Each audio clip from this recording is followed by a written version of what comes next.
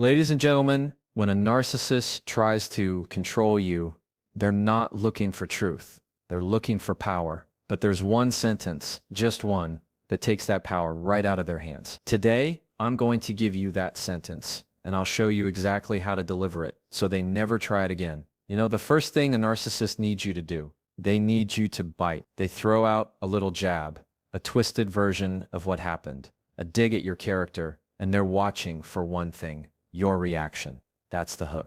If they can get you to defend yourself, explain yourself, or prove yourself, they've already won half the battle. Because now you're playing their game on their board by their rules. Here's the thing. They don't start with something obvious. They start small. A comment that could be innocent or maybe not. You've been really distant lately. Well, I didn't think you'd react like that. Everyone else seems to agree with me. See, that's not just conversation. That's a lure. They want you to stop, look at them, and give your energy to clarifying, fixing, or fighting what they just said. The problem is, when you chase every comment they make, you're telling them, yes, my emotions are available for you to manipulate. And the moment they know they can get you to explain, they will keep you explaining until you're exhausted. That's how control works. It's not about big blow-ups. It's about tiny strings you don't notice until you're tangled in them. So spotting the hook means noticing that little tug in your chest when someone says something that just doesn't sit right. That moment you think, hold on, that's not fair, or that's not what happened. Your instinct is to jump in and correct it. But if you can pause there right in that moment, you've just created your first layer of defense. Here's a little trick. When they say something and you feel that flash of, I need to answer that, instead of speaking, ask yourself, if I don't answer, what happens? 9 times out of 10, the only thing that happens is they don't get the reaction they were fishing for. And that's a problem for them, not for you. You have to understand, narcissists aren't fueled by truth. They're fueled by your reaction. If you can start seeing their comments as fishing lines instead of actual statements about you, you won't feel the pull to bite. You'll hear you're overreacting. And instead of jumping into, no, I'm not, here's why, you'll think, oh, that's bait, and you let it drop. The reason spotting the hook is so powerful is because it shifts the entire dynamic. You go from reacting to observing.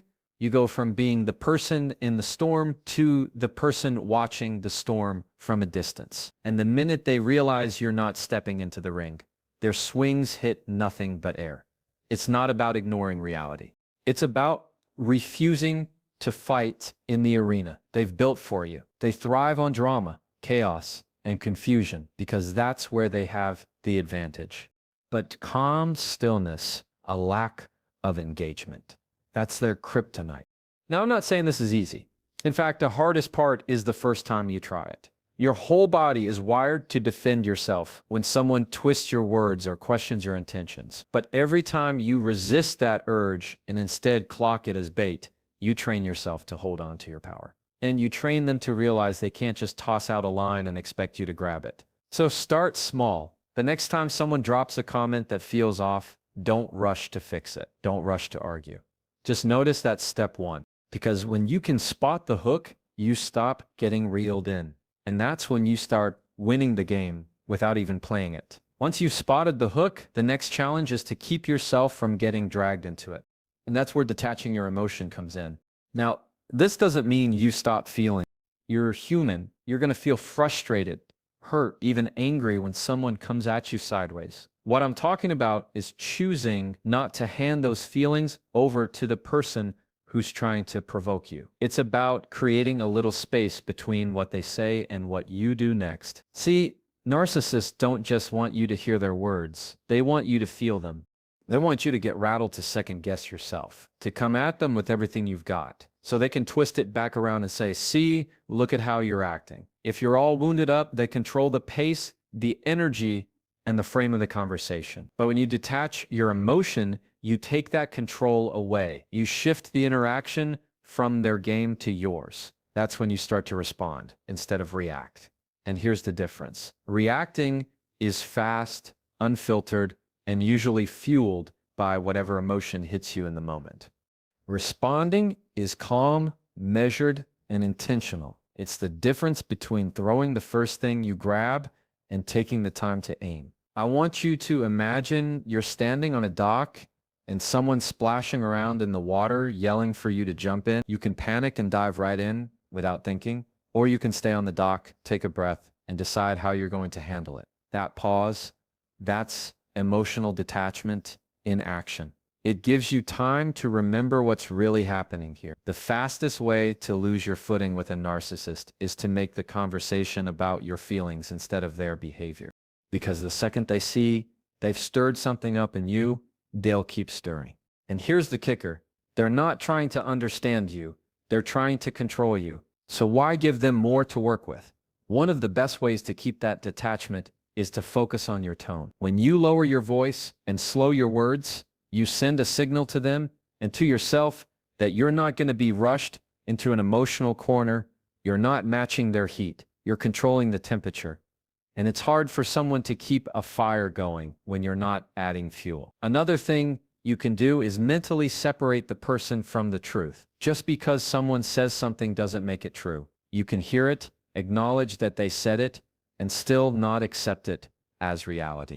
That's where the power is, knowing that their words are just noise unless you give them weight. Sometimes this means letting a comment hang in the air without immediately answering it. That silence might feel uncomfortable at first, but it's often the most powerful move you can make. It tells them you're not rushing to justify yourself. You're not scrambling to fix the version of the story they just threw at you. You're simply not playing. The more you practice this, the more you'll notice a shift. They'll start testing you with sharper comments, maybe even trying to escalate things to get a reaction. That's when you know it's working because they're realizing the old buttons they used to push don't work anymore. And when those buttons stop working, their controls start slipping. So here's the mindset you keep in your back pocket. I'm not here to win their approval. I'm here to protect my peace. When you operate from that place, your emotions become yours again. And when your emotions are yours, so is your power. And that's the moment they realize they can't make you dance anymore. Once you've spotted the hook and you've kept your emotions from spilling into their hands, the next step is to take control of the pace. Because here's what most people don't realize. Narcissists thrive on speed.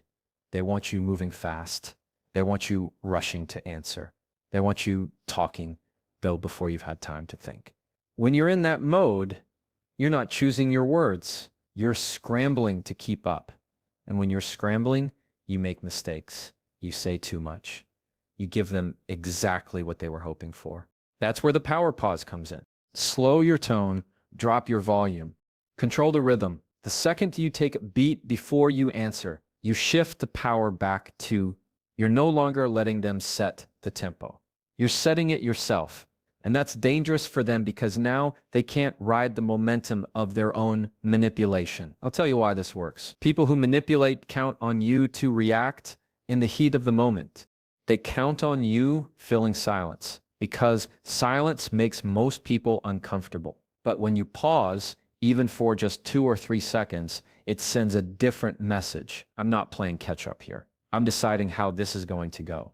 And in those few seconds, something changes in your brain. You go from reacting to evaluating. You go from, I have to say something right now, to what's actually the best move here. It's almost like hitting the brakes in the middle of a conversation. Everything slows down, and that slowing down forces them to sit in the space they just created. And trust me, narcissists hate that space because it means they're not getting what they want. Instant compliance, instant explanation, instant emotional payoff. This is also where lowering your voice comes in. When you speak more slowly and quietly, people have to lean in to hear you. And in doing that, you subtly flip the roles. They're now following your lead. You're no longer chasing the pace they set. They're adjusting to yours. That's a small shift with a big impact. You might be thinking, but what if they try to interrupt? Good, let them. Because when you're calm and deliberate, their interruptions only highlight the fact that they're trying to dominate the exchange. And the more obvious that becomes, the more control you have, not by overpowering them, but by refusing to be pulled into their rhythm. The pause isn't just about how you speak, it's also about what you don't say. Sometimes the most powerful response is no immediate response at all. You let their comments sit there. You let it hang. That forces them to either repeat themselves or reveal more about what they're trying to do. Either way, you've bought yourself time and shifted the pressure back onto them. And here's the truth. Pausing doesn't just make them uncomfortable, it makes you stronger, because in that pause, you have a chance to remember your boundaries, to choose words that won't be twisted, and to keep your energy where it belongs, on you, not them. This takes practice. The first time you try it, those few seconds of silence might feel like an eternity. You might even feel the urge to fill it, just to make things less awkward. But that awkwardness is your ally. It's the exact thing that throws them off balance. It's the moment they realize you're not giving them the fast, heated, emotional back and forth they were banking on. So the next time you feel that pressure to rush your response, don't take the pause. Breathe. Lower your tone, and then only when you're ready, answer in a way that serves you, not them. Because the moment you control the pace, you control the conversation. By the time you spotted the hook, kept your emotions in check, and slowed the pace, you're ready for the part that seals it, the sentence itself. And here's the beauty of it. It's short, it's clear, and it's unshakable. That's your opinion, not my reality. Just 8 words. But they carry more weight than any long-winded defense you could ever give. This sentence works because it doesn't attack, it doesn't explain, and it doesn't invite debate. It plants a flag. You're telling them without raising your voice or getting tangled in their words that you're drawing a line between what they believe and what's true for you. You're saying, I heard what you said, but I'm not accepting it as fact. Here's the thing. Narcissists love turning disagreements into proof that you're wrong, unstable, or too emotional. If you go into detail, they'll pick apart your details. If you try to prove your point, they'll twist it until you're defending yourself for something you didn't even mean. But this sentence, there's nothing to untangle. There's no loophole. It just sits there like a locked door. And the reason it makes them so uneasy is because it takes away their favorite weapon, control over your reality. They want you to question yourself. They want you to wonder if maybe they're right. But when you say, that's your opinion, not my reality, you're making it clear you won't be stepping into that fog. You're standing firmly in what you know to be true. The delivery matters here. You don't throw it at them like a jab. You say it calm, steady, almost like you're stating the weather. No sarcasm, no smirk, no extra explanation. The power is in the simplicity. When you keep it neutral, they can't claim you were being aggressive or unreasonable. They just have to sit with the fact that their words didn't land where they wanted them to. Some people worry that saying this will make things worse, and yes, a narcissist might push back. They might double down or try to provoke you even harder. But that's fine because you can repeat it as many times as you need to. You don't have to reward it or strengthen it. You just calmly return to it like a brick wall they keep trying to knock down. It's also important to understand this sentence isn't about convincing them to see your side. That's not the goal. The goal is to stop them from rewriting your reality. You're not here to get them to agree with you. You're here to keep yourself from agreeing with them when you know they're wrong. When you use this sentence, you're not only protecting yourself in the moment, you're sending a bigger message over time. You're showing them again and again that their version of events, their accusations, and their attempts to define you will never be the final word. And once they see that pattern, many will stop trying as hard because the payoff isn't there anymore. And maybe the most powerful part, this sentence frees you from over-explaining. You don't owe anyone a dissertation about who you are and what's true. You owe yourself peace. And peace doesn't come from getting someone else to believe you. It comes from believing yourself even when they don't. So when they say you've always been selfish or you're too sensitive or everyone thinks you're wrong, you don't argue. You don't list examples. You don't try to win. You just say that's your opinion, not my reality. And then you let it be. Because the moment you can stand in that truth without trying to pull them into it, you've already won. When you've just delivered that sentence, the next move is the one that really makes it sink in. You hold the silence. You don't rush to fill it. You don't back and you don't soften it with extra words. You just let the quiet do the heavy lifting. Most people underestimate silence. We've been trained to treat it like something awkward that needs to be fixed. The second there's a pause, we feel the itch to fill it, to keep the conversation flowing, to make sure nobody feels uncomfortable. But here's the truth. Silence is a tool, and in the right hands, it's more powerful than any comeback you could give. When you hold the silence after making your point, you take away the narcissist's next move. They're waiting for you to add something they can twist, to get defensive so they can pounce, or to rush in with an apology you don't owe. But when you stop talking, all they have is the sentence you gave them, and they have to sit with it. This is where their discomfort starts to work in your favor. Narcissists are not good at sitting in stillness because stillness means they're not controlling the exchange. It means they're not steering your emotions or bending the narrative. And the longer you keep that space open, the more it forces them to react to you instead of the other way around. The key here is not to treat the silence like a standoff. You're not staring them down like you're trying to win a contest. You're just being calm, present, and unmoved. Maybe you take a sip of water. Maybe you look away for a moment. Maybe you simply breathe. The point is, you're showing that you don't need to scramble to keep them comfortable. And it's not just about what they see. It's about what you feel. The first few times you try this, you might notice your heart beating faster. You might feel that urge to break the quiet because you think they're expecting something from you. That's just habit talking. The more you practice, the more natural it becomes to hold your ground without rushing to add more. Silence also does something else. They will often try to fill it, and when they do, they reveal more. They'll either repeat themselves, escalate, or try a different angle to bait you. And every time they do, you get more insight into how they operate. They're showing you their hand without even realizing it. Sometimes they'll laugh it off, sometimes they'll get sharper, and sometimes they'll pretend they didn't hear you. None of that changes your job. You've already said what you needed to say. You don't chase their reaction. You let them have it. And then you move when you decide to move, not when they push you to. It's almost like a negotiation. The first person to break the silence usually loses ground. In this case, it's not about winning or losing. It's about staying in control of yourself. You can't be pulled into their rhythm if you're not speaking on their cue. The more you master this, the more you realize that silence isn't weakness.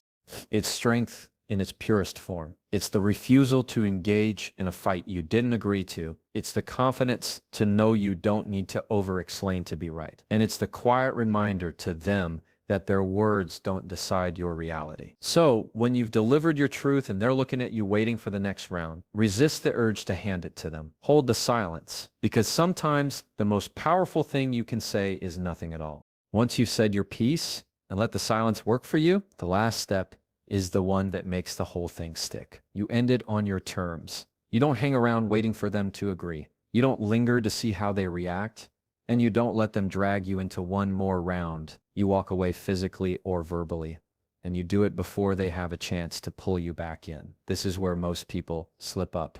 They've done all the hard work.